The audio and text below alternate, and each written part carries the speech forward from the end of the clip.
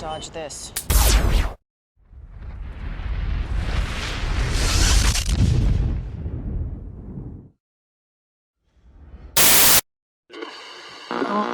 One world currency. The New World Order. Those are the roots of trouble. I imagine that right now you're feeling a bit like Alice, tumbling down the rabbit hole. Let me tell you why you're here. You're here because you know something. What you know you can't explain, but you feel it. You felt it your entire life. That there's something wrong with the world. You don't know what it is, but it's there, like a splinter in your mind, driving you mad. It is this feeling that has brought you to me. This is your last chance. After this, there is no turning back. You take the blue pill, the story ends. You wake up in your bed and believe whatever you want to believe. You take the red pill, you stay in Wonderland, and I show you how deep the rabbit hole goes. All I'm offering is the truth, nothing more. For we are opposed around the world by a monolithic and ruthless conspiracy that relies primarily on covert means for expanding its sphere of influence, on infiltration instead of invasion, on subversion instead of elections, on intimidation instead of free choice, on guerrillas by night instead of armies by day. It is a system which has conscripted vast human and material resources into the building of a tightly knit, highly efficient machine that combines military, diplomatic, intelligence, economic, scientific, and political operations. Its preparations are concealed, not published. Its mistakes are buried, not headlined. Its dissenters are silenced, not praised.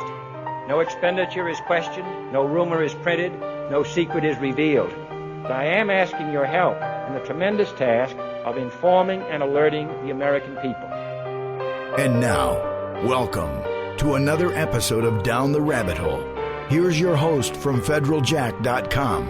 It's Popeye. Ladies and gentlemen, welcome to another live edition of DTRH. Yes, I said live. I have been off for the past 2 weeks, taking care of some personal business. Went out on the road again. Life is interesting on the road. I got to tell you, the road is like my second home. Anyway, I'll get into that in future shows. Saw a lot of stuff, did a lot of things. Got a chance to have a new perspective and a tour of Detroit, which was pretty epic. Anyway, I'll get into that on future shows, how much people don't actually realize what's going on in Detroit. But anyway, tonight I want to get into the subject of geoengineering. And I've done this topic 100 times before.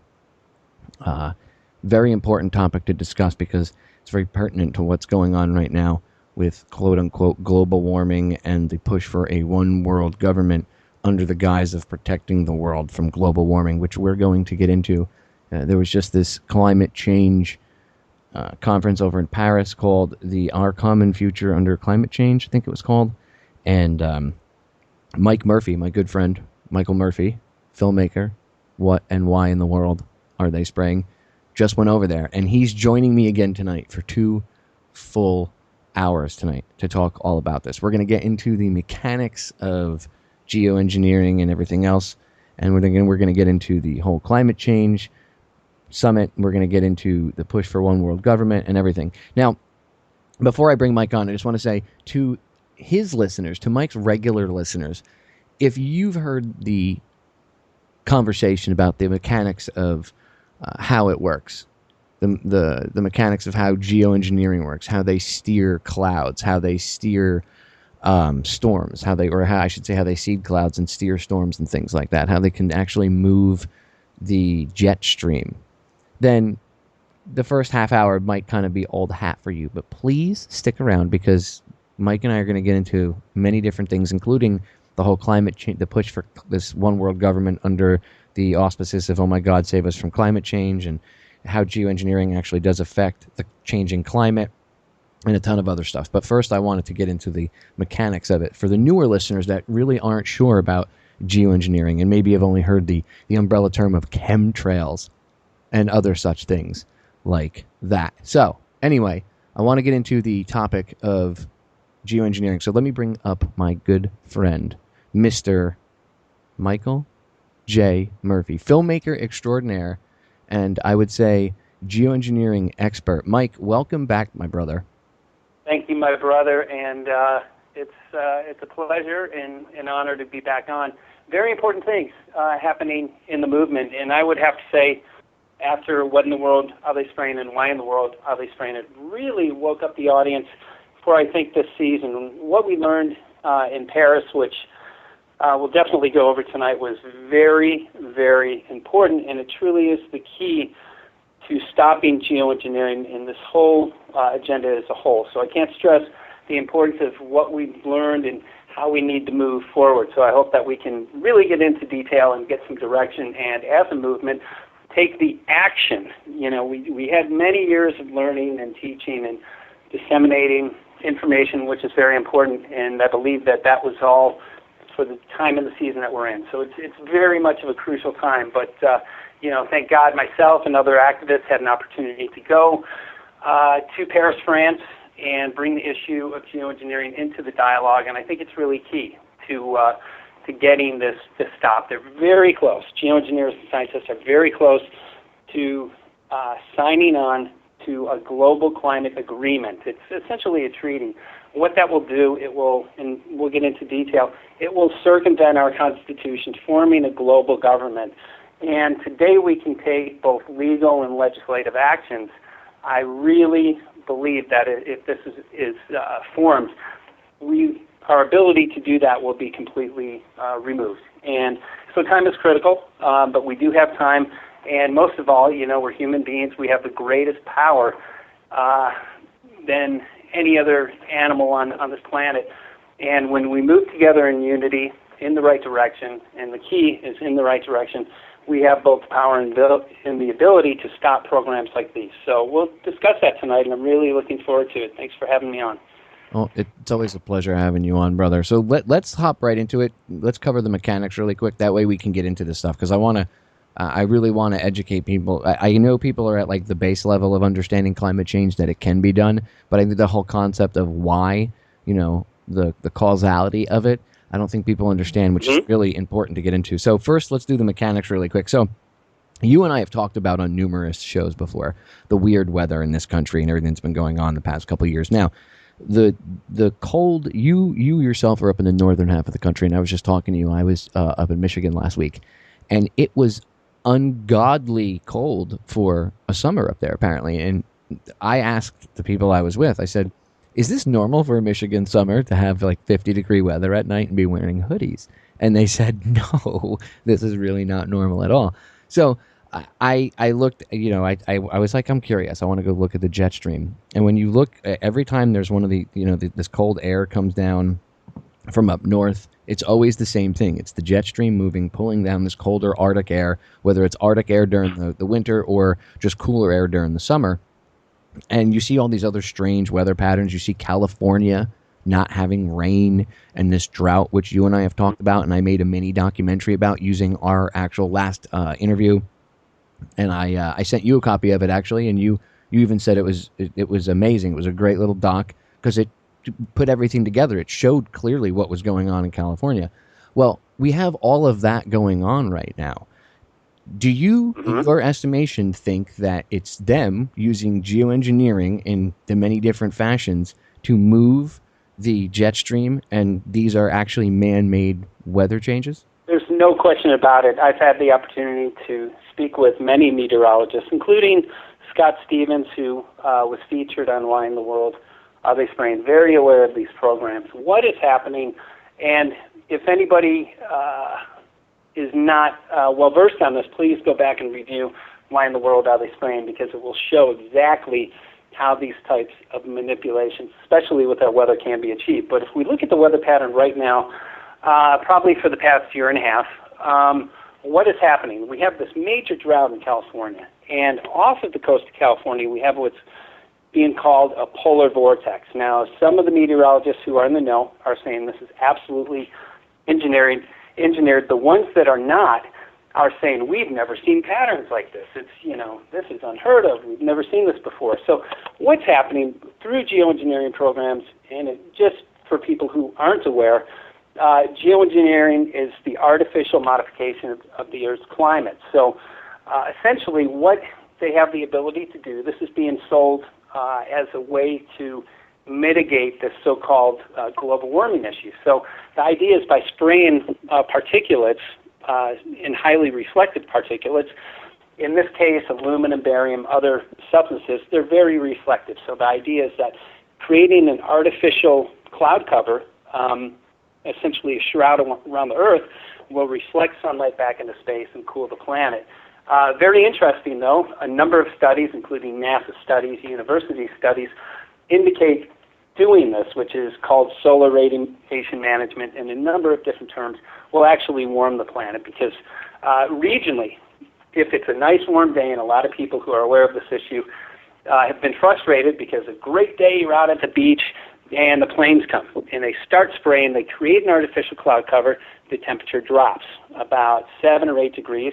Now, if it's 70 degrees, you're playing volleyball, temperature drops by that many degrees, it can change the whole outcome of your day. So anyways, so it does. Regionally, it cools the planet. However, at night, these particulates, as well as with moisture, they trap heat.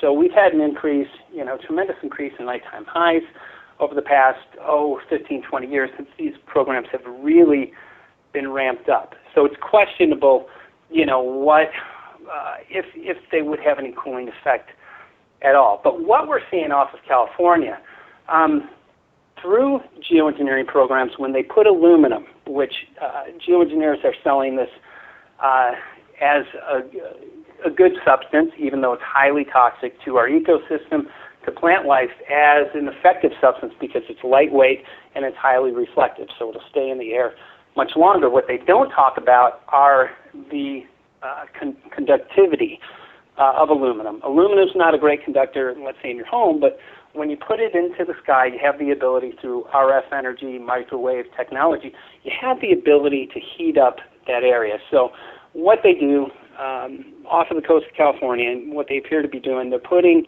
these aerosols in the sky and heating them, whether it's through HARP technology and, again, other forms of ionospheric heaters. And in doing so, you get a rise in a certain region. So when the jet stream is coming in and should be entering in California, what it does, it hits this rising atmosphere, which essentially is a bubble, and it diverts the jet stream. And what we're seeing our jet stream being diverted. It's going up into the Arctic. And just like any stream or any river, when you block it and shift it to go in a different direction, eventually it's going to want to correct itself. So it is. And what it's doing, it's bringing all of this cold weather from the Arctic. And again, the jet stream shouldn't even be in that area, but it is. It's taking the cold air and the rain and the precipitation that should be hitting California, and it's bringing it all down into the Midwest onto the East Coast. As a result, I'm in the Midwest now, and I have been for about 14 or 15 months, and the pattern has not changed. It's been very cold. It's been very wet. I was on a radio show back in February. I think we had one of the coldest, if not the coldest, in the Chicago area, February's. It was below zero a number of days, but interestingly enough, I was on a show, and the host was from North Carolina. It was below zero in that region. The same day up in Anchorage, I believe it was 47 or 52 degrees. And again, they're bringing the warm air into that region, and then it's bringing all that cold weather back into the Midwest. I think there are a number of reasons why they're doing it. There's no question about it, though. It's keeping the Arctic very warm. It's releasing methane, creating a whole bunch of problems. However, it does fit in to this agenda very well that we saw in France. So we'll get into detail about that, but I don't want to get off too much of the mechanics because I know that you would like to talk about that. But as a result, now we have this record drought in California. We have a lot of issues, which we're going to be covering in my next film, An Unconventional Shade of Gray. Go to unconventionalgray.com for more information and to see the trailer about that. But we're dealing with a lot of water rights issues, Agenda 21 related issues, a bunch of political factors which are dramatically changing people's rights, taking away land, and essentially privatizing water, which they're making water the next gold. So there are a lot of corporations that benefit, and I know that we can talk more about that perhaps in a little bit after we go over some more of the mechanics.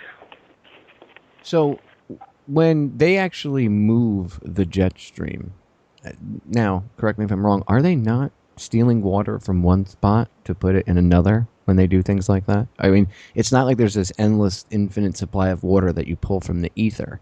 So if you pull it from one spot, another spot doesn't get it, right? So that's what we see going on in California to a certain degree?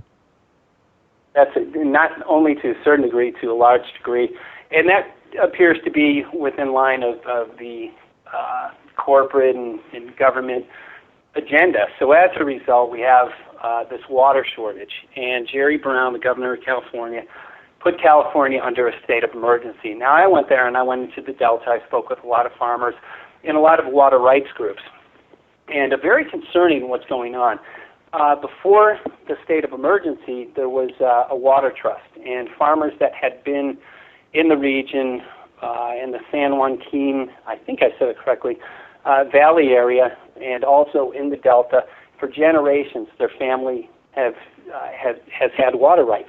And they've been using this to irrigate their farms and really bring prosperity. What's happening now, because of the shortage, what they're doing is dictating who gets water. And it's not the smaller farmers. It's the big corporate farmers that essentially, many of them, according to the activists that I spoke with, a lot of them are actually exporting the food that they're growing into different countries. So it's not even benefiting America as a whole, but what they're doing, they're putting the smaller farmers, the organic farmers, out of business because they're allocating water into different areas.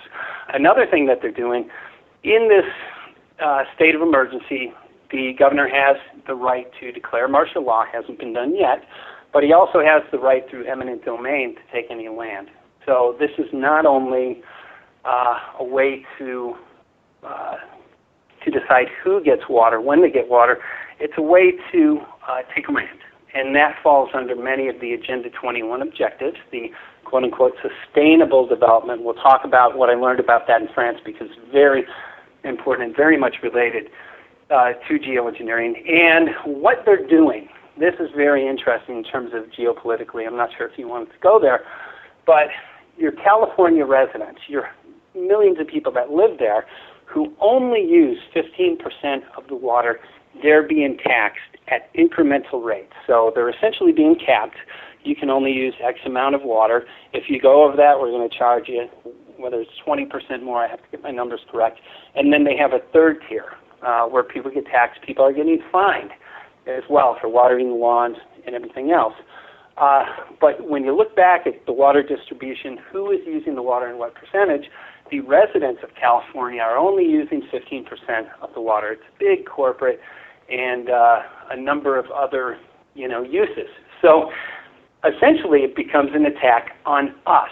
And what the goal has been, and a number of these, and I know you and I have names that we've called them that we can't just say on the air, but they're trying to make water the next oil. And that is what they're doing. And through shortages, you can sell the idea of taxation, you can sell the idea of fining, you can sell the idea of taking people's land, et cetera, sustainable development. So it's definitely something that is benefiting the corporations. It's definitely something that has been, the water shortage that has fallen in line with the Agenda 21 objectives, not the conspiracy theory, the United Nations Agenda 21 objectives that clearly discuss ways to move people off of the land, to privatize water and other resources. That's what they're doing. So once the corporations, which essentially in California right now have privatized that water, the prices are really, will be, and they're already going out of control. So really, if there truly was a problem, and yes, there is a drought, but it appears to be an allocation issue, where the water is being sent. The delta primarily is flowing out into the ocean, and they use this they said, to save the soon-to-be extinct delta smelt. So millions and millions of gallons every day are flowing out to the ocean. And again, that's another objective of Agenda 21. They use environmentalism. And I'm definitely an environmentalist, but I'm not in line with the global warming agenda with taxation, loss of freedoms, loss of state sovereignty, and this big transfer of power that they're talking about. So I'm very respectful of the earth, but it's very questionable what they've done and why they're putting water out into the ocean, et cetera, and taking away from the small farmers. This is a corporate takeover of California, and that is ground zero. So if you're not paying attention, I'll be in California again very soon to address this, going in to talk to legislators, moving forward with various political initiatives to obviously bring in the issue of geoengineering, because that's what's causing most, if not all, of these issues. So California is ground zero, and they're testing a number of things, including a carbon tax that just went into effect. I want to get into detail sometime during the interview about the carbon tax issue, but what they're doing in California, they're planning on moving into municipalities all over the United States and all over the world. So it's an area where we really have to take a closer look.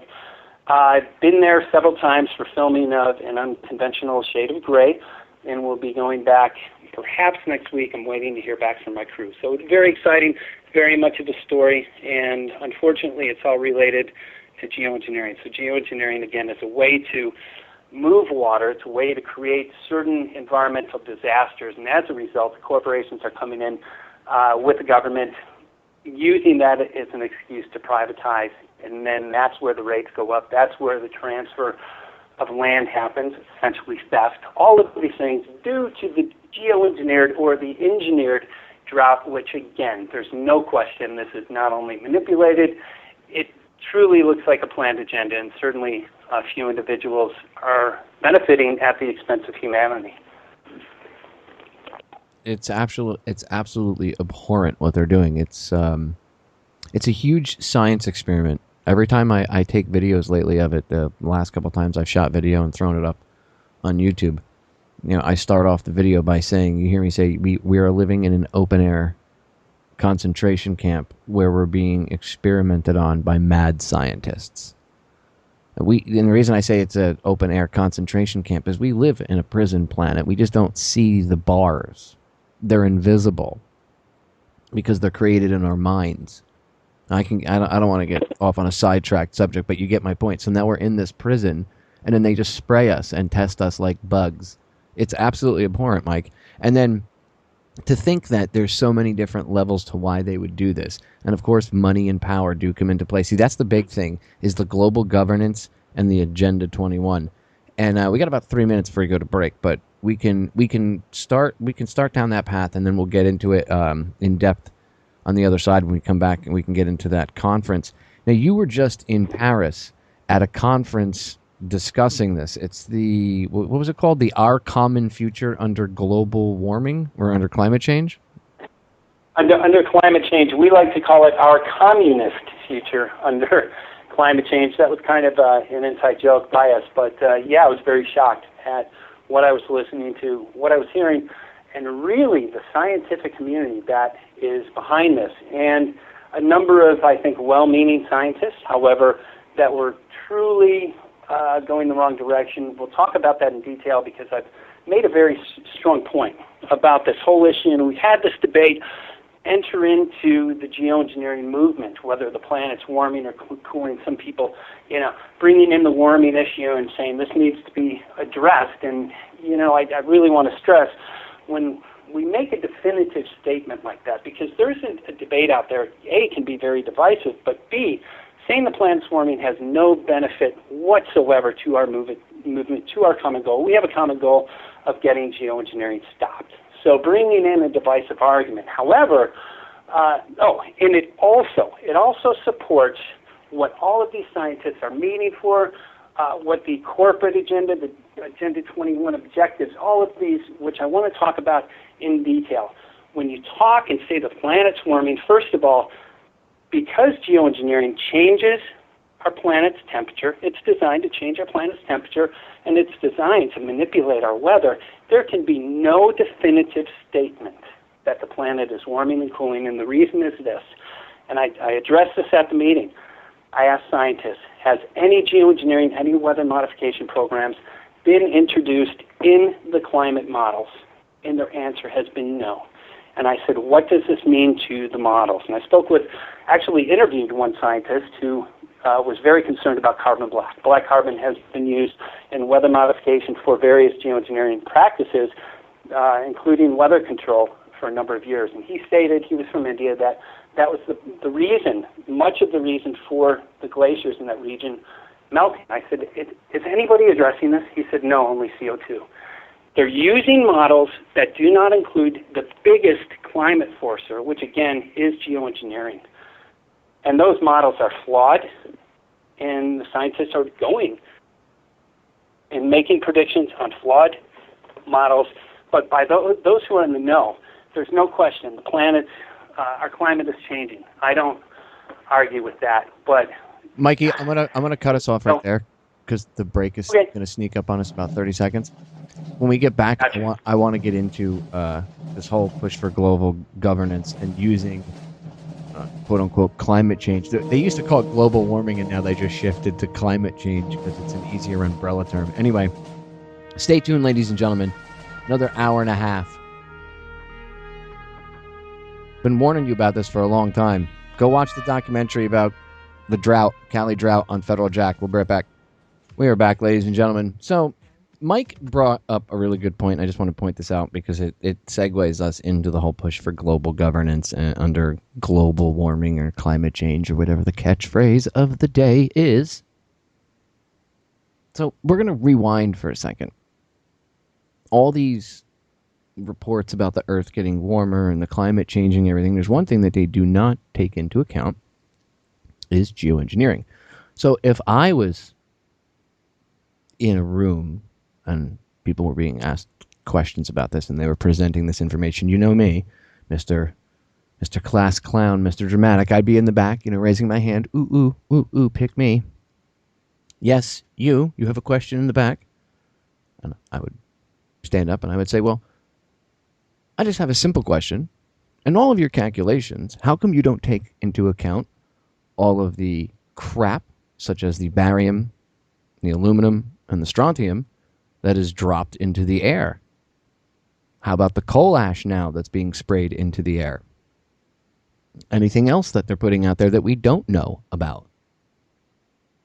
All of the engineering of the planet itself with moving the entire jet stream around. How about that? How do you think that affects the heat, the climate, the weather of our little blue marble? That would be my question. Mikey, I guess I'm going to have you answer it because I know that they're not here to answer it and they would never come on my show. So if you want to answer the question for them? The general question was, these programs are just in the discussion stage, so it's denied. However, there are hundreds of open weather modification programs that are on record, some of them that have had over 1,000 square miles, very large coverage. These definitely change our precipitation patterns, changing our temperature to a large degree. These are not included in models. So I had the opportunity in France to talk to a lot of our scientists, and all of them have said, no, these are not included. Some of them admitted, the models then, therefore, are flawed without question.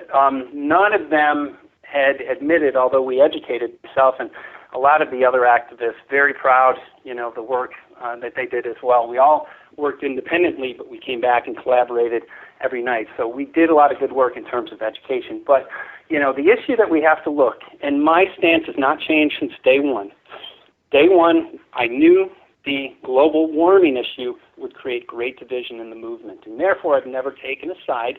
I've always said, due to geoengineering, we can't determine what the planet is doing, whether it's warming or cooling. Now, I have my ideas based on the trillions of dollars transfer of wealth, the hundreds or thousands of year old global government objectives, all of these political ideas. But again, these models are missing from, these programs are missing from the models, and it literally is impossible to determine what the planet is doing, whether it's warming or cooling.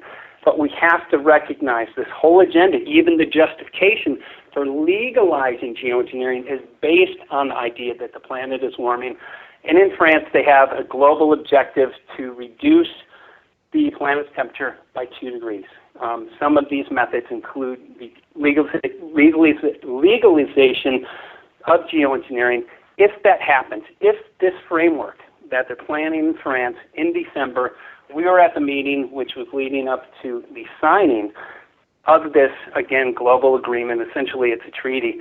It will bring geoengineering and all of these other issues out of the jurisdiction of the United States. So today, we have the ability, and I'm working on a class action lawsuit. Go to geoengineeringactionnetwork.com to find out more about that. Talking to attorneys, still looking for attorneys as well to help out with this case. But we have the ability to take legal action due to losses and damages, and we've all had damages. God, we could do an entire show. And we also have the ability today to take legislative action. If we allow this treaty to go through, or these agreements to go through, I'm not exactly sure how they're going to be written, but they interplay with the TPP, the TPA, and other documents that will or are planning on, and this is according to what I've heard from people who claim that they've seen documents. What it will do is create an international tribunal, which is corporately run. And the objectives behind the TPP, this is what's coming out, so I haven't seen source document, source data on this, but essentially what I'm hearing is that any government, municipality, whether it's local, national, that interferes with the profitability of these corporations can be sued under this global tribunal. So today, again, we have the opportunity to address this. The window is closing. It's closing very quickly, and again, it's all related to this issue of to this issue of climate change. Now, I don't debate that the climate is changing, and there's no debate that you cannot determine that the planet is warming due to CO2 because geoengineering programs, again, change the temperature of our planet, they change our weather, and that's what many of these models were based on. So, I have an analogy that I like to use, and right now, making the assumption, and again, you can't move forward with legislation taking away people's rights, taxing them, and it gets much worse, and we'll talk about this. You can't move forward on something where there's not a consensus in the science. Based on the models that we have, there is no consensus. There's not. But they're moving forward with legislation with the carbon tax in California. You can't move forward with this. But anyways, my analogy is, let's say you're in a house and you turn the heater all the way up to 95, 100 degrees, and it starts getting warmer. Because your heater is designed in a specific area to heat up a specific, room or house, it's going to do that. And to say, oh my God, it's really, when the house heats up and gets about 100 degrees, would it be prudent, or would it even be accurate to say, oh my God, it is getting so hot outside?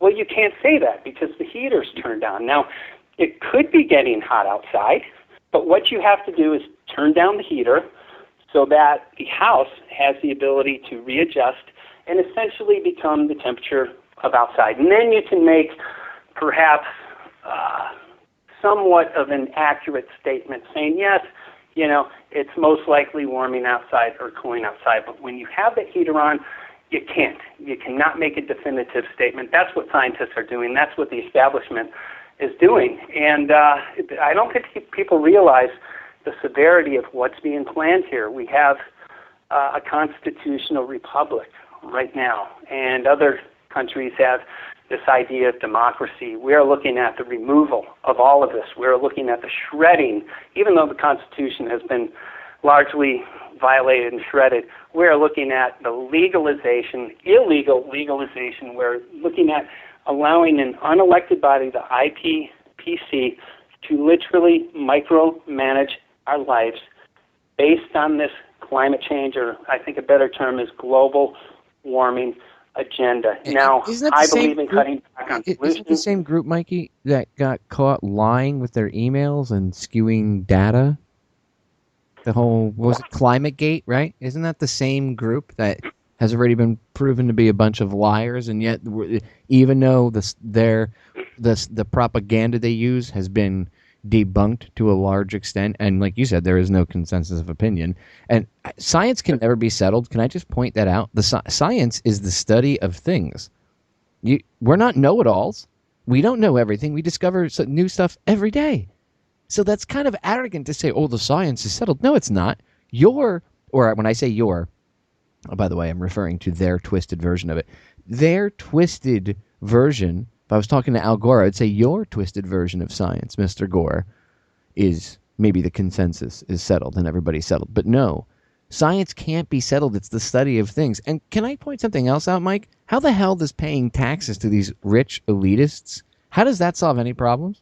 Because you can still pollute. If you're a huge corporation, you can still do all the same stuff that's supposedly causing all this global warming or climate change, right? So they can still do it. They just have to pay a little bit of money. So how does making somebody richer and more powerful, how does that help? Well, here's the deal. And because it's supposedly a global problem, the geoengineering is the problem. It's the problem, reaction, solution. Before I get into answering your question, and 92% of the population, maybe 90% now, I think we just hit 10% awareness of geoengineering programs, are not aware of geoengineering. So there's no question. Our weather patterns are messed up. Temperatures around the planet in some areas are soaring, other areas they're very cold. The climate is changing. However, if you're not aware of these types of manipulations, of these technologies, it's likely, like I did at one time, saying, yeah, this has to be CO2 because the scientists say. And because we all have a carbon footprint, CO2 is an essential gas. It's a building block of life. We exhale it. The plants utilize it. It's something that's really essential on the planet, but we all also have a carbon footprint. And because we also all have a carbon footprint, they have the ability to measure that. And the objectives behind lowering our planet's temperature 2 degrees are to dramatically reduce the amount of carbon dioxide that we use. So there's this issue, cap and trade. Well, what is cap? Capping is setting a limit where we're at. And today we all have, today I drove today to work, and I used essentially carbon or outputted carbon when I drove. I'm breathing today. I don't know if they have the ability to tax that. But I'm in a home right now, and it's not my home, that has a smart meter. So they have, and they're putting black boxes on cars. They just started in, I think it was Washington State. I included it in my article that I just wrote, which you can find on the What in the World Are They Spraying Facebook page, and it's about the France climate meeting. It's been titled a number of different titles by the various agencies that have picked this up and written it. So just look, anything that you see France climate meeting, that will go into detail about what we're talking about now. Very good resource. Anyways, where was I, Popeye? Help me. I think the aluminum has gotten to my mind. But so they have the ability to measure. Measure how much we drive, what lights we're using, what appliances we're using. And these smart meters, because there hasn't been this global agreement yet, and I want to talk about implementation, Agenda 21, about how they're planning. That was a big part of how they're planning on moving this global governance objective into the smaller municipalities. But before I do that, they have the ability to measure what vacuum cleaner I'm using, measure when I have my lights on. So under this cap, we're all going to have to be reduced in terms of what carbon we use. Al Gore just put in a $90 trillion proposal to essentially remove our ability to drive vehicles and put us into cities and make us all dependent on public transportation. Of course, he's going to fly around on his big jet and everything else. I think those, even who believe in the global warming or are promoting that, would agree Al Gore, has a lot of political objectives and essentially is a criminal. Do you know what I see this as, Mike? I see this as like the Voltron of global government. Remember Voltron when we were kids? It was the robot. It was like 5 different robots that came together to create one huge beast, right? Well, you have Agenda 21, you have the push for global governance would be like the main body, and then you have like Agenda 21, climate change / global warming, the whole push for that, and laws just under that itself. These are like the appendages. Things like that are the appendages. And I don't think people see how they all come together to create this much larger functioning robot monster, whatever you want to call it. That's what I see all these things as. Yeah, and when we're talking about complete control, we are talking about complete control, because I think the days when we have the ability, like you were just down the road, that could be your entire year's with, like when you drove across country, of use for carbon. So you might have to be on public transportation or may not be able to drive. So you're going to be limited, or if you go over, greatly taxed. So those are the types of incentives that they're talking about in the home. Now that we have these smart meters that can measure when we use our electricity, what appliances, this is a whole new marketplace. So the big corporations are looking, including the oil companies. I really want to stress this. People say, oh, the oil companies are putting out this information to say the planet's cooling. Well, it might be cooling, who knows? But no, the oil companies who control a large percentage of our money supply, not only here in this country but abroad, they're looking at this, according to Mike Agnew, who I interviewed. He's a trader at the Chicago Mercantile Exchange. He said this is an entire new marketplace for them to exploit. And he said because when you have that much power, that ability to know the markets, you have the ability not only to predict what the markets are going to do, but to hedge your risk. So in terms of them not selling as much oil, he said, no way. This is not going to hurt their profitability, because, again, they have ways that they can hedge that risk. But then investing, like the Rothschilds, months ago, maybe 10 months ago, sold a lot of their shares in oil and moving that into new marketplaces. So let's say a vacuum cleaner. We're going to see all types of new products, which I don't think typically is a bad thing, to have cleaner burning, or should I say cleaner energy that uses less electricity. However, this is control, so it's not going to be a voluntary thing. And if you use your vacuum cleaner, perhaps that you bought in 1995, and the smart meter, which does have the ability to know what appliances you're using, if it has been banned, which it most likely will, you will be fined. And it could be $75, could be $200. Who knows? Let's say a real possibility is, let's say you go to work, you leave a light on. Well, it's Popeye's time to go to work. He's not supposed to have any energy on. You could get a $200 fine. Those are the types of incentives, according to the scientists and some of the people that were talking about the meeting. Those are some of the things that came up. How do you bring these regulations and get people to comply? Well, that's compliance. You have the ability to fine people. And then, limitations on our miles or taxes. So it was Oregon. I think I said Washington. Oregon right now is moving forward, or they just implemented, I think, maybe a 1.2 cent per mile tax.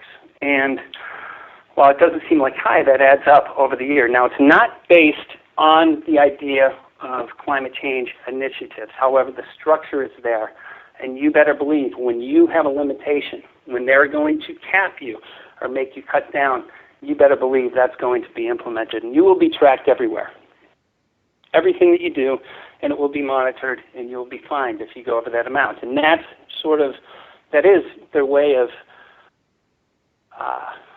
changing the amount of carbon that we output in our lives. And it goes much deeper than that. These were a couple of examples. But this is complete control in our lives.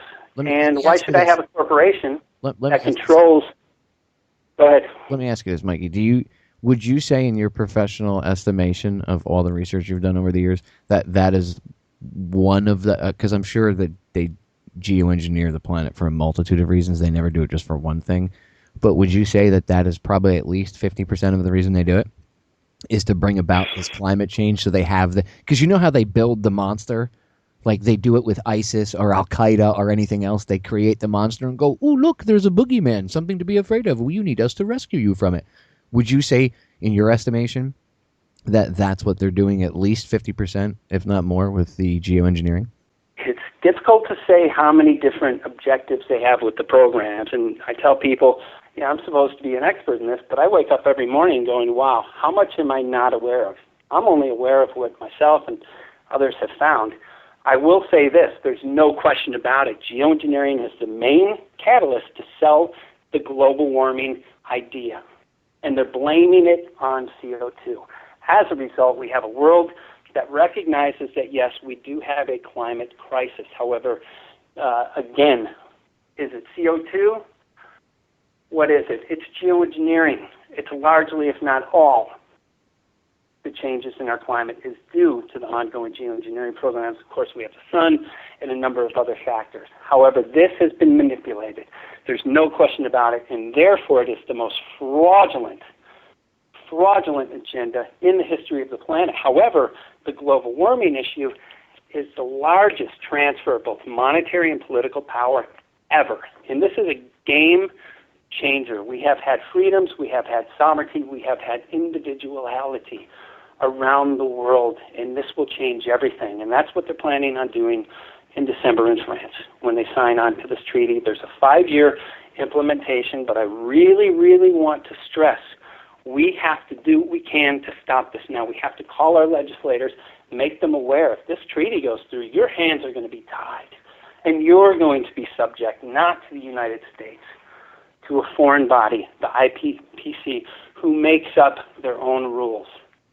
And I don't think people are really getting the gravity of this. And this, again, is being sold that the planet's on fire, and we have a climate emergency. Maybe we do, maybe we don't.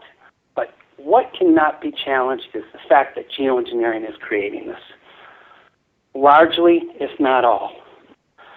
And when people wake up to this, and a number of scientists were made aware of it, but when people really wake up to this, and that's why I think it's so crucial, I think we're at a very critical time. Now, I saw something, I believe it was from NASA, an article came through yesterday stating that scientists are predicting perhaps a small ice age coming in about 30 years.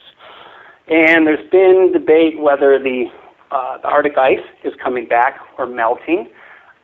Again, I'm not sure about that, but I wrote an article back over the winter called Geoengineering and the Deliberate Melting of the Arctic. We know for sure that they're diverting the jet stream into that area. There's no question about that. The Arctic is now being geoengineered. And whose agenda does it fit in to? If the Arctic freezes over, if we have a record ice, guess what? More scientists, more government officials are going to say, well, I'm not completely sold on this.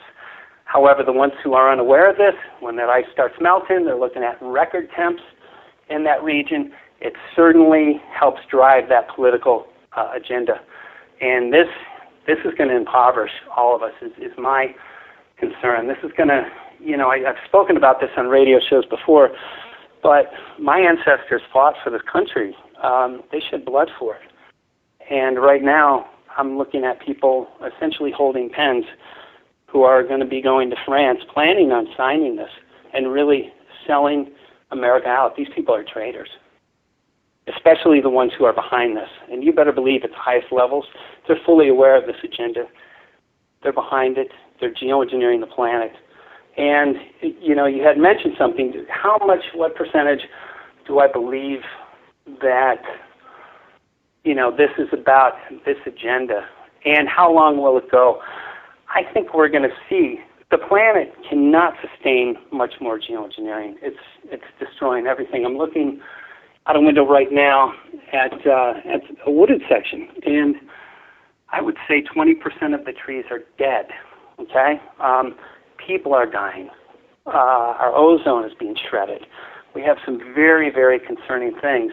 And the people who are at the very top, who are running these programs, you better believe they're fully aware of what's going on. And I really think this is a means to a political objective. So after this implementation period, if we allow it to happen, once the laws are set, once the sovereignty is stripped, once this new framework is established and running, I think that we will see an end to geoengineering. And I think that we'll see an end very quick and then restoration. However, what does that mean for people like you and I? Well, certain population objectives that have been discussed, certain Agenda 21 objectives, loss of land, loss of freedoms, when we can work, where we can work, everything, when we can have lights on, how much we can use, all of these things. And what's concerning is a lot of the scientific community, they think these are really good ideas because a lot of them hold this belief that CO2 is the reason for all of these changes. And they're not being told about geoengineering. And if they knew, which we made them aware, and if they knew how much of an impact this had on the climate models, or should I say on the climate, it would be a game changer. We would not be moving forward. And that's my goal. I can't stress the importance of this. So those activists who are beating the horn, the planet's warming, but we don't want geoengineering, I want to put it bluntly. If you support the global warming agenda, you are supporting the legalization of geoengineering, which again will make it impossible for us to file lawsuits, take legislative action. So to use people who are doing that, please look at your activism. If you're doing it purposely to infiltrate the movement, stop. We're getting wise. It has no benefit to our movement. It only pushes us further in the direction of not taking the action of where it needs to be. And it needs to be saying no to these climate meetings, saying no to climate legislation. We demand geoengineering is brought into the equation. Stop doing these things to our climate, and then we'll make a decision in terms of where we want to go. But again, this is the big elephant in the room. And again, I take a middle ground. I don't argue the global warming issue because it doesn't benefit our movement whatsoever. But saying, wait a minute, geoengineering is not included in the models and you can't move forward with taking away my rights, my freedom, my money. You can't do it, period. That helps our movement. And when we approach it from that direction, then we have the ability to stop the legislation, which will make it legal. But you can't say, the planet's warming, we demand that you do something, but we don't want geoengineering. I want to put it bluntly. You're giving your power to criminals, to the corporate agenda. Mike, you better believe I'm going to pause you. They're going to legalize geoengineering. I'm going to pause right there because the break is sneaking up on us. But I want to pick up right where you're leaving off at when we get back, because that brings up a few important points, including the TPP and all the other little variations of the TPP and what that means too, because you and I were discussing that off air and how that has actually huge implications with geoengineering if people don't understand that as well. Anyway, we're going to break 3 short minutes, ladies and gentlemen. Go check out PopeyeRadio.com and you can check out all of my archives for free, everything I've ever done over there, including my past interviews with Mike. We will be right back. Stay tuned. Ladies and gentlemen, we are back with hour number 2 here on tonight's live edition of Down the Rabbit Hole. I am your host, Popeye of FederalJack.com, PopeyeRadio.com, and, of course, my YouTube archive channel, DTRH Radio Archives. That's Delta Tango Romeo Hotel Radio Archives. DTRH, like down the rabbit hole. Really easy to remember. Anyway, we are back with hour number 2. Live edition. It is July 21st, 2015. Let me stress that I am live because I've been off for 2 weeks. So I'm sure some of the listeners are like, wasn't Mike just on Popeye show? Is this a rebroad? No, not a rebroad. This topic of geoengineering is that important that I've been having Mikey on in closer increments than I used to have him on every 4 or 5 months. Now I'm having him on much sooner because it's important to talk about this, especially in light of the TPP and all this other crap and this climate change conference where they want to sign this treaty and bring in global government. People aren't even paying attention. They're too busy arguing over the rebel flag and worrying about Muslim extremists coming to invade the country as if that's a reality. The Foot Clan, they're going to come get us. By the way, why don't we question why they have U.S. military issued web gear and why they have Digicam that looks like Marine Corps issued Digicam. Anyway, don't pay attention to that. Be afraid, ISIS. Don't pay attention to the climate change global government agreement coming down the pike. Be afraid. Anyway, don't be afraid, ladies and gentlemen. Don't live in that fear vibe. Anyway, I want to get sidetracked too much. I want to get back to Mikey. So, during the break, Mike and I were talking about something else I wanted to bring up, and I told him I would bring this up as soon as we came back. And that would be something else that they don't take into account in these climate change models, and how the Pacific Ocean, I saw this today, Mike, the Pacific Ocean is warming and we think it's El Nino. Oh, I'm sure it's got nothing to do with the massive amounts of radioactive water that is being dumped into it on a daily basis, not only from TEPCO. See, this is something that people don't realize. I've talked to Christina about this before, and she's coming back on the show again soon, ladies and gentlemen, to discuss this. And I also discussed this in an upcoming interview you're going to hear with Loren Murray. We got into, when Christina was on the interview, the three of us got into this conversation about this, is there's a massive amount of groundwater that moves through the ground. And a lot of those areas, they diverted rivers or just kind of backfilled them. And some of these rivers still run underground, and there are vast underground flows of water in that area. And Fukushima sits in the middle of this, and then you have all of this groundwater that travels through the ground at this natural, slow, progressive rate. And as it's traveling through the ground, it's traveling through this area that's highly radioactive. Therefore, it is becoming highly radioactive itself, and then going into the ocean water. So not only do you have the water that they actually dump from the cooling tanks that's highly radioactive into the ocean, but you have all this groundwater that's naturally, because of the shape of the island of Japan and because of the natural landscape in that area, is going down out to sea. And it's becoming highly radioactive. So, knowing all of this, I understand that maybe that has something to do with the Pacific Ocean being a little warmer than it normally should. I don't know. It's getting microwaved. Maybe that has something to do with it. And of course, I'm being facetious. It's not actually microwaves, but you get my point. So, the Pacific Ocean's being nuked. But don't ever take into account the leaking Fukushima Daiichi plant. Ever. Let's not look at that. Thoughts, Mike? You know, there are a number, not only Fukushima, there are a number of technologies that have the ability not only to heat up our ionosphere, but also the oceans. So whether that's being done, I'm not sure. But what I think is real important to note, this is not, I'm not making the statement geoengineering is the only thing that's changing our climate, and I think that would be foolish. What I am saying geoengineering is, without question, changing our climate. And it's probably the biggest climate forcer. Also, water vapor in the air. You know, that is a huge climate forcer. And that's not being considered either. So there are a lot of factors that are not being considered, but you can't tax water vapor. You can't tax the sun. You can form global governance, stating that we, us human beings, are a problem. It's not the big corporations. It's not the geoengineers. It's not God with the sun. It's not all these factors. It's you guys. So therefore, we get to fulfill our lifelong generational dream of global governance, transfer of power, becoming God. We get to do this because we say it's CO2. And what was interesting, I interviewed a couple of the world's top climatologists, and no question about it, carbon black, which we have documents that proves they have been using carbon black to modify our weather. It's a very effective substance to put into the sky. Also, you can put it on top of the glaciers. In my Arctic, Geoengineering and the Deliberate Melting of the Arctic, we had pictures in there, parts of the Arctic for hundreds, whatever the miles, for as far as you can see, is black, like a black-topped road. And the idea of that is black ice absorbs more heat, creates more melting.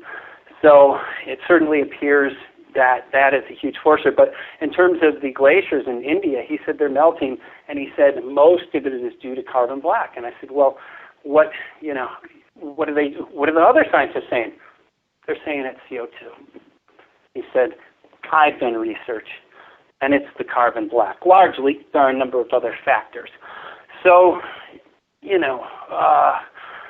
terms of the reason, again, you can't tax me, you, all of the listeners, because some corporation is spraying carbon black to melt the glaciers, which in turn can be blamed on CO2. So CO2 is a very effective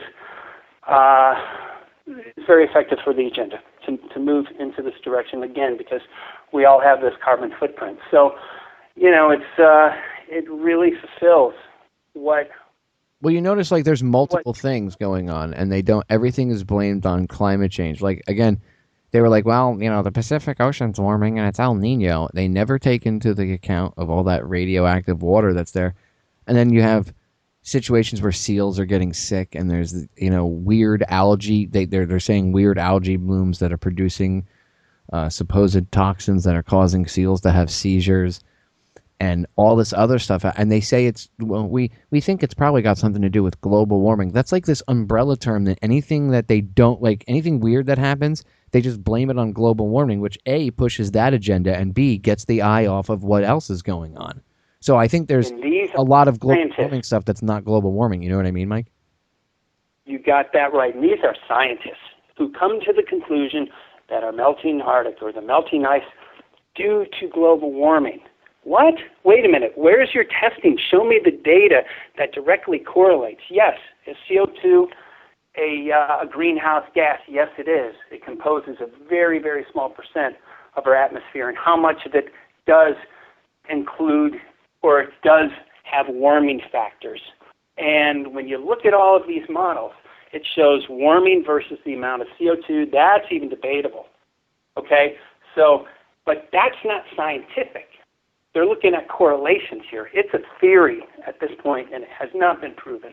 And you cannot destroy my country. You cannot destroy my future. You cannot steal trillions of dollars of people's money until you stop, you take a look at this. But the reason I keep on pushing geoengineering, obviously because I'm a geoengineering activist and made What in the World and Why in the World Are They Spraying, but it's the key to getting this stopped, because we can prove that geoengineering has been done. We can prove that it's a huge climate forcer. We can prove that it's designed to change the temperature of our planet, and we can prove that it's not included in models. In my lawsuit that I'm talking to attorneys, and again, we're looking for more, it's based on that.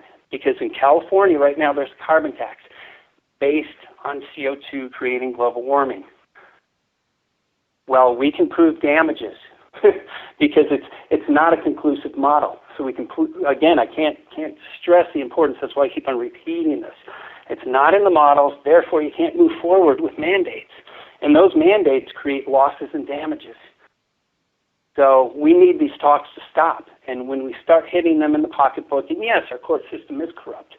This is it's our Hail Mary. But as looking at the movement, education was my key from 2010 on with the films, and we reached millions of people, and that was very, very important to do, and it's still very important to do. However, I would hate to see these mandates, I would hate to see the framework that they spoke to me about be signed in December and geoengineering be legalized while people are still, just only showing pictures of geoengineering, only, sharing information about this. I want to be real clear on this. Yes, sharing information is important for all those who are doing it. God bless you. And thank you for your work. We have to look. We have to think out of the box. We have to look at what's going to put a stop to this. So there are two parts of being an activist. One is learning. Well, maybe three parts and probably a lot of shades of gray in between. But, we learn, we teach, but we can't only learn and teach. We learn and teach for the purpose of taking action. And right now, we have a legislative, we have a legal crisis, and I cannot stress the importance of us moving forward in that capacity. And if we don't, I don't know what's going to happen. I don't know what direction we're going to have to take, but this is a hard battle. It's a hard battle today. If this gets signed in December, it's going to be exponentially more challenging, and we need the activist community. We need people who are aware of this to move forward. We need them to sign on to this class action lawsuit. Please contact attorneys. Put them in touch with me if they're interested in addressing this. I believe that I have the model to get these programs stopped, and I'm going to give it a damn good fight, but only sharing information is not going to cut it. We have to move forward. We are in a battle right now. The establishment, our enemies, yes, we have enemies. They're taking legal steps and legislative steps. And we are in a battle. And if we don't take those steps to oppose them, it will be passed. And geoengineering will be legalized. So we have to fight fire with fire. I can't stress the importance of this. It's time to wake up. We have to wake up. And people are sleeping right now, and we only have a couple months left. And yes, I'm very passionate about this because it's key. It's key to what we've all been working so hard for. So please contact me if you can participate in any of those capacities. We need some attorneys who are going to jump on this and start very quickly. And I would love more support to take legislative action. I think it's very important to contact both at the local level, also the federal level, sending stuff out to our members of Congress, letting them know. I think a lot of them are unaware of what's really going on in Paris and what the plans are. And I think we do have a fighting chance. It's definitely late in the game, but we have to move on this. We have to move on it. And it's, for a lot of us, including myself, this is out of my comfort zone. I haven't done this before. I've shared information. I've interviewed people and shared that information and been able to speak to people. This is the action step, and that's, bringing me out of my comfort zone. I'm not 100% familiar with it. I'm not sure where it's going to go, but you better believe I'm going to try it. And, only a few people in the course of history have made the most dramatic changes. Those people, I'm calling on them right now to move forward with us and taking these types of steps. It's critical. Do you think that, they totally blew us off on the TPP and the TPP-IP, whatever the hell it is, TPIP, whatever the little mutant spawn of that thing was. Do you think that they'll actually listen, or do you think it's just to the point where they don't care? They're just going to do what they want, and they're going to ram it down our throats? I'm more concerned about what we're going to do. So we have to look at what they're doing, but we have to take action. We can't. So yeah, do I think that's the plan? You better believe that that's the plan. And what was interesting in Paris, France, and what I wanted to say, a lot of these scientists, I think, thought they were doing something good. Okay, so we educated them, we put information in their hands, haven't heard back from any of them. And a lot of them, before I answer your question, they're dependent on their grant funding. And a lot of the grants, the establishment, the grant money comes from corporate interests that have a beneficial interest in this transfer of both monetary and political power. We're talking about, over the years, trillions of dollars of wealth. It will change the face of the world as we know it. It will form global governance or the New World Order. No question about that if we allow it to happen. So a lot of them are stuck within the boundaries of their grant funding. So are they looking at geoengineering? Are they looking at other things? And I kind of looked at this. No, they're not. Because if a grant gives them money to measure CO2 and make a prediction based on this model, and they're working 70 hours, 60 hours, whatever it might be. They have children, they have other things. How challenging would it be for them to shift gears, throw this grant down, and start studying something where there's no funding? I can tell you, there's no major funding for this, and it's a grassroots movement. And also, stepping out of those bounds, if you go against the grain, you will lose your job in the scientific community. They're not paying people to look at geoengineering. I can guarantee you that. And Stephen Schneider, who was calling, saying back in the 70s, we have a coming ice age. We have to melt the Arctic. We have to melt the Arctic. Well, when the Arctic started melting, Stephen Schneider said, oh, my God, we have global warming. It's due to CO2, and we have to do this, this, and this. Just 10 years later, completely shifted gears. Definitely a political agenda. He ended up dying in a mysterious death, but he was one of the persons in ClimateGate. And it has leaked out, and there are documents that clearly show, and I think these came out, if I'm not mistaken, in the ClimateGate, how to ridicule and how to attack scientists that do not pull the party line. And I interviewed a climatologist, very well known, world renowned, who is not going with the party line in terms of the global warming agenda. And she said, yeah, there's a lot of heat. You get ridiculed, the scientific community. So there's a planned agenda, political agenda, to attack anybody who does not subscribe to this, probably a number of things. that we are unaware of. But no question about it, they do not want anybody talking about anything other than CO2, and there's a lot of money in it. But so the scientists, I think, had good intentions. They're calling for all of these measures and saying, I think it'll be a good thing, but we have to cut down on CO2. We have to, do whatever we can. And again, I think a lot of them believe this, but we gave them the information, so we'll see how good-hearted they were. Maybe well-intentioned, but once you have the truth, you have the ability to accept it and reject it. And I was thinking about this. If you're dependent, if you have a job, you have children, you have a mortgage, you have a home, and you have a career that you've invested maybe 15, 20 years on. We're talking about graduate school, a huge investment, huge funding, huge programs. And I'm not sympathizing with these people, but it's very challenging to pull out of that and say, I'm going to question. I'm going to start researching the opposite of what my grant money. And what does that mean? That means essentially you quit your job. There's no money. You might have to move. You might have to, most likely you will have to move. What are you going to do if you address this? Then you have to live like us, activists, who don't know how they're going to make rent, how they're going to pay. I'm fortunate enough not to, I don't have children. Kind of wish I did sometimes, but then I look at my calling and I say, wow, I do have a lot of freedom. I don't have to work for a corporation. I have the ability to live month to month. And, some challenges come along with that, but I'm telling you, for scientists, people who are established in the establishment, and knowing from my corporate background, I used to sell capital medical equipment for a very large company. I was a district manager. It's very challenging to pull out of that. But it's the big word, which it's called integrity. And the reason why there's so little integrity in terms of in our scientific community, I just was on the phone with a world-renowned scientist, and we were talking specifically about this.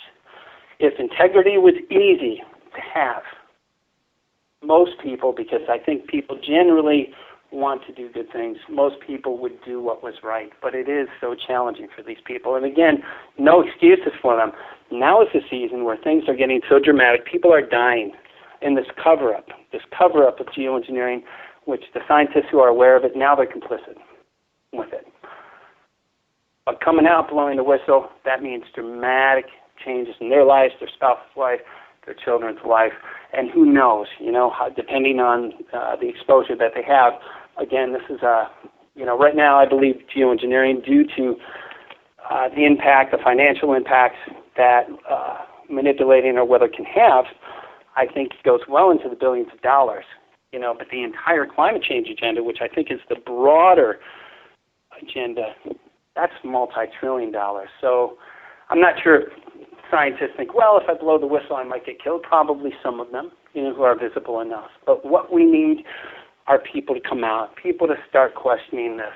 And again, the pressures to do that as a scientist right now, even as a politician, they're immense. And this is a big deal. And when I say a big deal, the climate change agenda, or should I say global warming agenda, this again is the largest transfer of wealth and power that this world has ever seen. And we know it's fraudulent. We know, based on the models, not including some of the greatest climate forcers. So we have to stand up and do something, because here's what's concerning of mine. And God, we could probably talk for days about this, but the Obama administration right now has the Climate Change Re-Education Task Force, 23 governors and mayors whose job it is to go into local municipalities with grant money and develop the structure and the framework for these new green communities. When you hear green or you hear sustainable development, that means Agenda 21, and that's bringing global government objectives into your local municipality. A lot of them look good. A lot of the things they're doing, some of them are, but the broader implications of this agenda is very oppressive, and it's very bad. And municipalities right now are having financial struggles. So Right now, when this climate change task force goes out, it's very appealing. Hey, do you want to be green? Do you want to help the planet? We know you're struggling. Here, sign on to this. We're going to support you in this way. We're going to develop a structure in your local community. The only challenge is this structure is not built on truth. There are a lot of holes in this thing. There's no consensus in the scientific community about the issue of global warming. And Popeye, we've spoken about this. Any structure that is not built on a solid foundation of truth and integrity will fall. And if this treaty goes through, 5-year implementation, billions of dollars, you develop this structure within communities, and I'd like to talk about this across America and across the world. When it does collapse, there are going to be more than financial hardships. It will be a structure that is very built up, very high and very strong. It's going to collapse hard. It's going to hurt a lot of people. Well, it's going to kill a lot of people. That's what I think Agenda 21 is about, Mikey, to a large extent. That's why I said it's like the part of they're like the Agenda 21, the TPP, things like that are like the arms and the legs of this much larger creature. They all come together with these different treaties and everything else, and global governance bodies to create this much larger monster that we're going to have to deal with. And then you have the whole TPP, which you and I talked about off air. You're going to have corporations that can pretty much run roughshod over your local government. So, what happens when a corporation decides that they're going to play with the weather and play God above your area and not let it rain? And now you have to, and then they just happen to have ties to the water company that is now selling you water at a much higher premium because, hey, it hasn't rained in a minute. I mean, that's a possibility of the things that could be done. I mean, that's not the only thing that they would do with it, but that's just a low-level scumbaggery. Can you imagine the higher levels of that? Yeah, this thing is very, very insidious, and I want to point out this structure is going to fall. The question is when, and I would much rather see it fall now than later. And our legislators, the people who are really pushing this and know it's fraudulent, it is very imprudent, it is very damaging, and to not think about the implications when people wake up to this, what that will do. And I think that's one of the reasons why they're putting in this global tribunal. So they were talking about at the meeting an International Monetary Fund. And I think I'd love to talk about how they plan on implementing this at the local level. The International Monetary Fund will be through taxation a fund which will give certain countries incentives for signing onto this agreement. But they spoke about developing countries right now who are going through their industrial revolutions, such as countries in Africa. And the idea was, well, being that they're starting to develop financially and being on petroleum, being on carbon-based fuels is a way that they're going to do that. And the U.S. and, countries in Europe already went through that. They had their boom. Why did they get to do it and now we don't get to do it? So they were talking about giving incentives to those countries through this International Monetary Fund. So they're going to pay them, and these countries are bankrupt already, to adhere to this new green agenda, which, again, I'm all for cleaner air and everything else, but if you're geoengineering, it doesn't really matter. But what they started talking about as well is for other countries at the larger level that don't sign on to this, they're talking about sanctions. So really what it comes down to is, and we're not even talking about weather being used as warfare, which I believe in many. The break's sneaking up on us. I'm going to have you pause your point right there because the break is sneaking up on us. So hold that thought. Ladies and gentlemen, don't go anywhere. Final segment coming up. There's way more to this huge puzzle piece, or puzzle itself, than you could possibly imagine. More pieces than you could actually possibly think of. We'll be right back. We are back, ladies and gentlemen. Final segment. So when we're going to break, I had mentioned there's multiple pieces to this puzzle. As I like to say quite often, this vast agenda, this larger plan, you want to use the term conspiracy, you could, as actually a legal term, 2 or more people getting together to do something bad. I would consider trying to take over the world something bad. So, this vast agenda, we'll call it, is like a huge Rembrandt painting. As I've often said to you, if you've ever seen Rembrandt's paintings in person, which I have had the opportunity to do so on multiple occasions, Rembrandt's paintings are enormous, huge. Now, you can go up and appreciate the details, the minutiae, But you really won't see how it all blends together to make this much larger picture unless you step back about 15 to 30 feet. And then you can view it in its entirety and take it in, and you understand it on a different level from a different perspective. That's the same thing with what's going on here. And once you start to pay attention to all the things that are being rammed down our throats, the TPP, Agenda 21, other such things, you understand that they all, again, I used the analogy of Voltron earlier for the younger generation, people, like my age, and the younger generation that grew up with that. It's like everything coming together to create the perfect beast, the perfect machine of global governance, if you will. That's what you see going on. The TPP, Agenda 21, global the climate change agenda, where they're pushing to have global government or certain laws or rules or taxes. It's all part of a much larger plan. And understanding this stuff on a deeper level and how it's connected to geoengineering is very important. And I want to give Mike a big thank you, before we get back into it, for being willing to get into this depth and level of conversation with me about it. You all know how I like to get into the details and try to explain the why of things. That's one of the most important things to understanding how we're going to fix this, right? And that goes with any problem, not just that the fact there is a problem, but then understanding why it's going on, because that's always, well, if they're doing this, why would they do it? Well, now you can see that it's not just, HARP or weather manipulation. That's what they're doing, but that's all part of a much larger agenda. Then it starts to make sense why they would put so much effort into doing this, because you can see the agenda, again, the Rembrandt painting from 30 feet back, and you understand how it all fits. Anyway, Mike, the push for global government, what is this, that's pretty much what this is, like the main agenda, and there's always side agendas of this. I want to get into implementation at a local level of this climate change crap.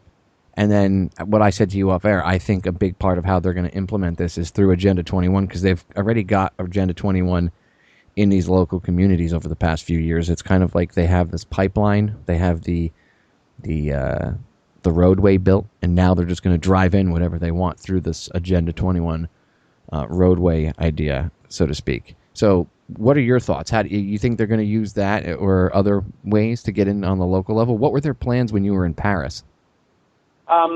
Actually, I attended a government and implementation session. Before we go on, I just want to thank all of my supporters. People donated on a GoFundMe and made it possible for me to attend. And this would not have happened, and I think it was the most critical information that I've learned and been able to get out to the public. So I wanted to thank each and every supporter.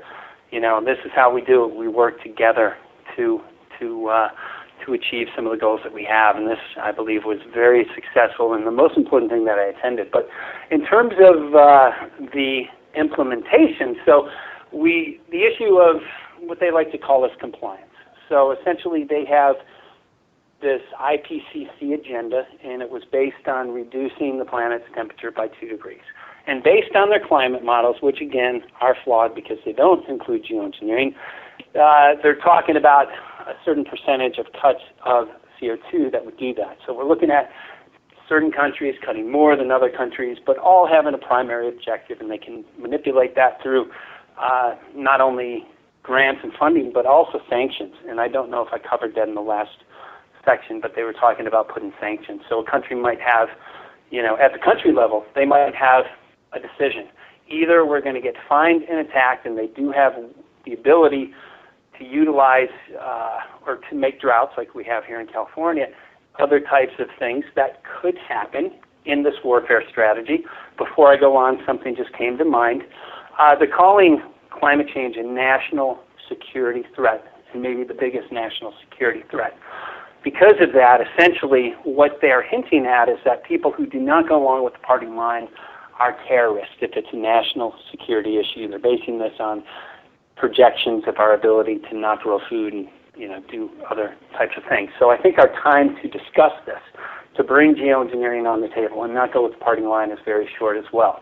So let's look at the season, look at the severity, and move forward. But anyways, at this, they were talking about compliance at the local level. So they have these objectives to cut emissions down and therefore reduce the planet's temperature by 2 degrees, which is very interesting because according to certain studies now, and there's so much confusion about this, but they were projecting, coming ice age or the cooling of the planet. I think that's very critical for them to implement these types of strategies in the next couple of years, if in fact we might be going into a cooling trend. Then they can say, look, you paid us X amount of your salary, and look, we saved the planet. Geoengineering saved the planet. Meanwhile, it could be other factors such as the sun and different cycles that the Earth has appeared to have gone through. But again, I don't take a side on this issue. I think it's divisive. One thing is for sure, you can't determine whether it's warming or cooling. Stop the geoengineering. Stop it. That's what we demand. You can't move forward with this agenda. But in terms of bringing this to the local level, and again, the issue is compliance. And they have this objective, and then, so how do you get local municipalities? Well, we educate them. We go out with this task force. And everything sounded really good. And these scientists were very cheery and very excited about this idea of implementation and everybody cutting back to do their part, supposedly, to save the planet. I had the opportunity to ask a question at the end, and I said, based on this whole objective and agenda, we have countries such as in the U.S., because I was in France, that it's a constitutional republic. And because of that, we have certain rights. And what is the strategy in terms of bringing this to the local level based on the diversity that we have in our municipalities alone in the United States? I said, really look at this. It would be impossible to respect our constitutional republic and implement these types of changes. And they said, well, we just hope everybody will be willing to do their part. And that's impossible. It's not going to happen. What is Plan B? What is the strategy for this? And there was silence in the room, and this was like 5 scientists, and it was in a panel discussion. And finally, after a long pause, and I have all of this on video, and it will be included on my next film, Unconventional Shade of Gray, unconventionalgray.com. We need supporters for this. Please become an angel or pre-order a DVD. We need to get the edit complete and just a couple more interviews, so things are going well, but we definitely need the support. But anyways, had to throw that in. One woman finally, one of the scientists finally said, well, we do have certain countries, and I would have to look back in the footage. Next time I will know certainly which country it is, who has been suing local municipalities that do not comply with the national climate change objectives. So that is clearly one thing that is being looked at, but I think you had brought up the TPP. And I think that's a real important aspect of our geopolitical system that we're looking at right now and how that relates to the climate change agenda. And I think based on what I've heard, and again, I want to be real clear, I haven't seen source data on this, but things are leaking out, and WikiLeaks had put something out. The TPP is very secret, and I believe our congressional leaders are only able to see a certain part of this. The TPA is another part of this agreement that will give President Obama, without congressional approval, the ability to negotiate these various climate treaties. So some of the objectives, which I have heard, and again, I want to ask, encourage people to study this, look at what I'm saying and back this up, because I'm still in the learning process, and I think that it's very important to be accurate when we speak about these things. From what I'm hearing, the TPP gives corporations a tremendous amount of power, and what it will do, obviously, it's a trade agreement, so it will circumvent our Constitution, giving this new trade agreement, or essentially this new government, authority over what we do, how we trade, who we trade with, will we be able to label GMOs and all these other things. So there are a lot of questions related to this. One of the things, though, that I think is really important, I've heard it from a number of sources, is that the TPP will give corporations the ability to sue local municipalities if they interfere with their profitability. So that's related to GMOs. GMO labeling has been an issue. Another thing, we spoke about this International Monetary Fund. That can be used to essentially bribe developing countries into signing on to this, and then you put sanctions on other countries, so it's definitely being puppeteered or manipulated by the financial interest. But if this, and what I'm hearing, if this corporate tribunal, it's a new tribunal that's going to oversee all of these trade things, and we have these restrictions which essentially give this new government the ability to sue other governments, local municipalities that interfere with the profitability. I think the climate change agenda dramatically fits into this. And when it does, if our local municipalities are being sued who are already financially strained, that is a way to subject them to having to form agreements and having them to sign on to this. So it's the same game that's been going on for a very long time. Bankrupt somebody or bankrupt people, bankrupt a municipality. It's a very effective way to insert control. And this agenda, this climate change agenda, again, I don't think they could have moved forward with this without the ongoing geoengineering programs. It was key to selling this thing. And even the scientists, many of them have no idea, and they're being told it's CO2. They're looking at models.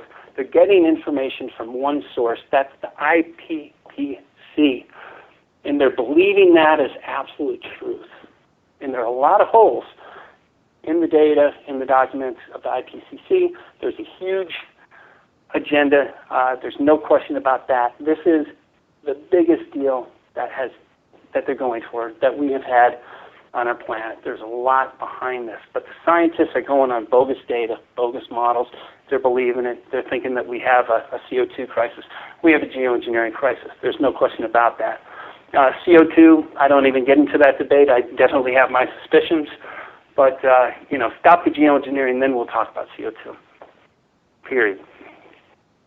Well, again, I don't think that it's just carbon. And, there's a lot more science that goes into it. Just to act all sciencey and be like, well, it's carbon and the science is settled and that is it. And first of all, at a real easy level, or a simple level, let's look at this.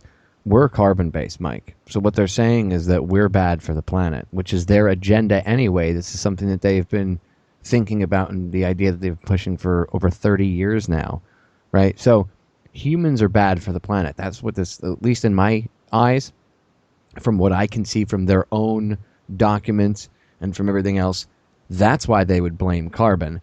And it's easier to control everything we do. And like you said before, can we still breathe?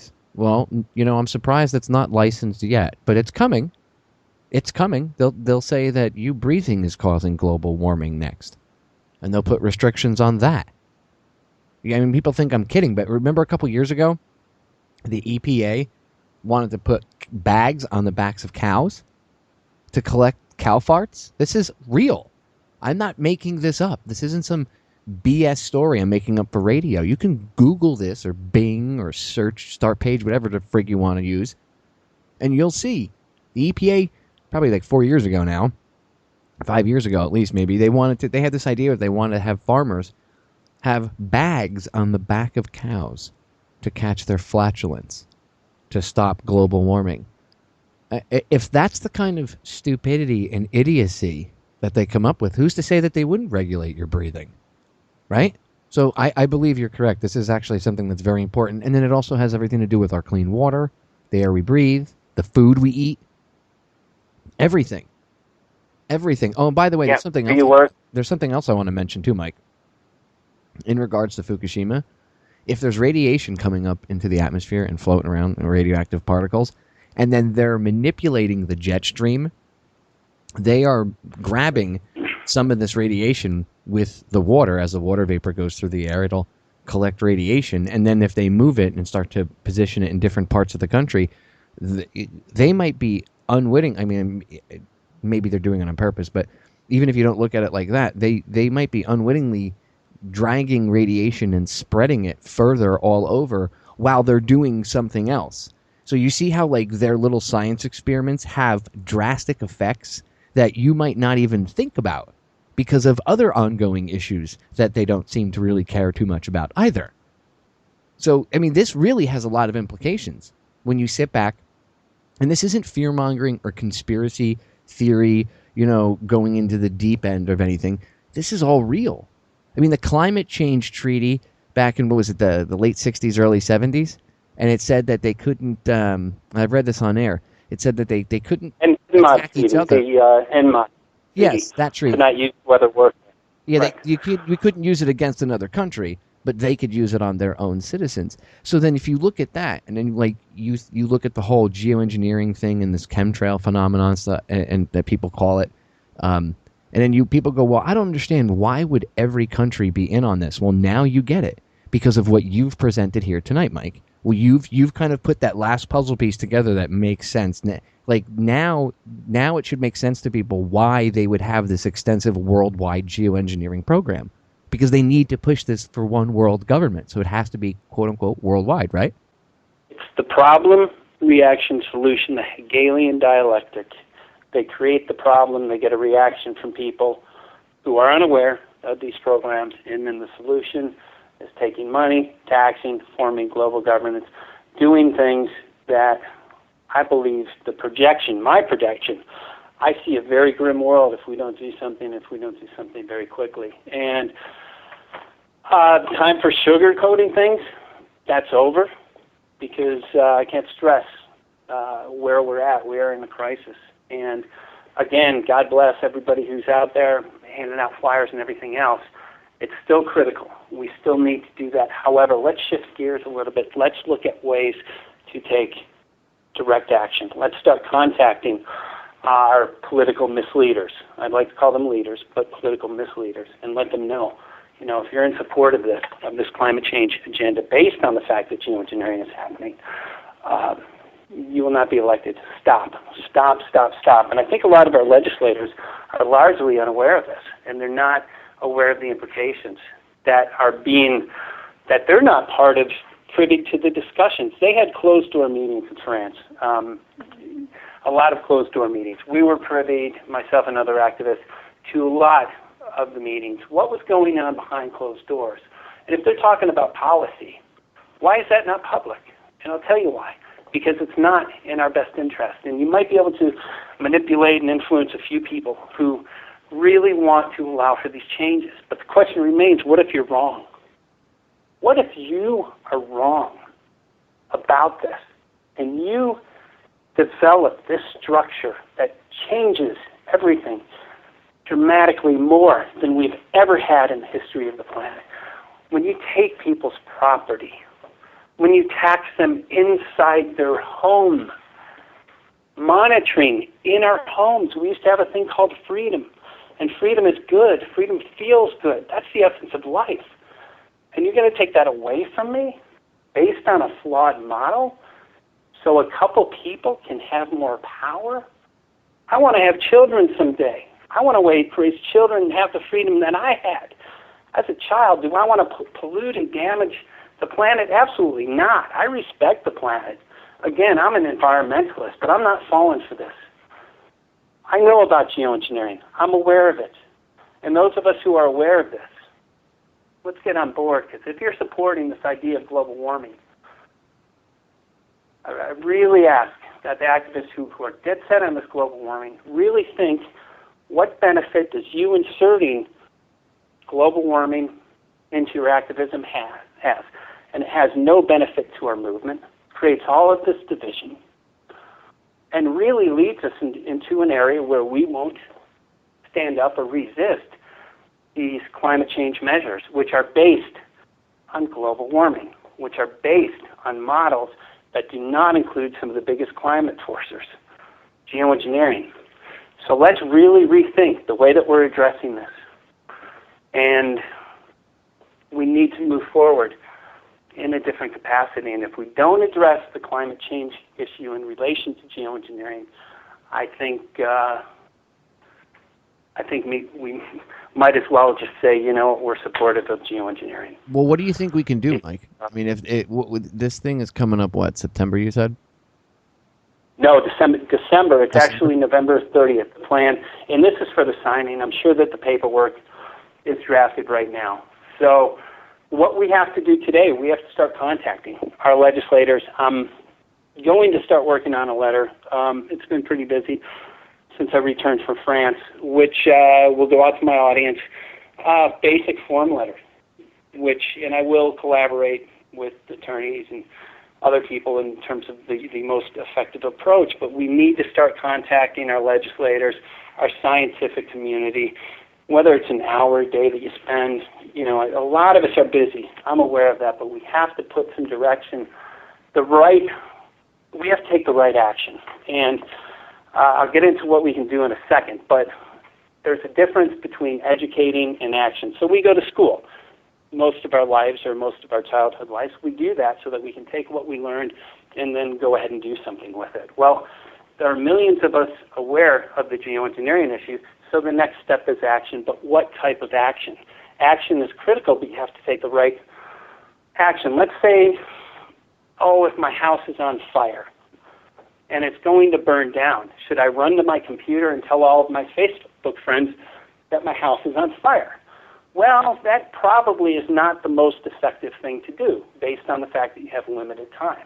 You might want to go to your neighbors, say, my house is on fire, can you help me? And that would be a great idea, but if your neighbors come over with a couple gallons of gas and throw it on the fire, well, that's going to make it worse. And I think that's what essentially we're doing when we bring in this global warming, issue into this discussion. I think that we're really diverting people from taking the direct action. So I think the most effective forms of action that we can take right now, look at our opposition.